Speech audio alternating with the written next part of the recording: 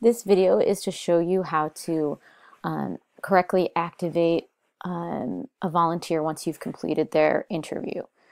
So at this point, you've just finished their interview, and you're going to first go into the contact classification, go to Edit, and uncheck Inactive, and you're going to save that.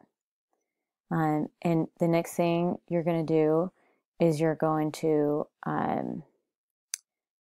make sure that this is now a volunteer record type.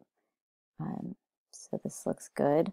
It says contact record type volunteer here. So now you can go into edit for the contact, and you can check this coach interview complete box and hit save.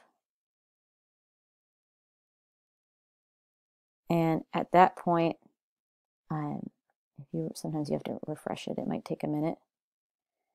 You should see that the community username and email are populated, and you should have the option to log into community as user.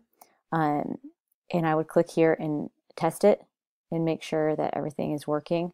The reason why this wasn't working is because I don't have an address in my test account. But yours should be working, and you'll also see that I've auto-updated this volunteer activated date, which is now what we're going to be running this report from for 2018 volunteers when they were activated. So if you have any questions, let me know.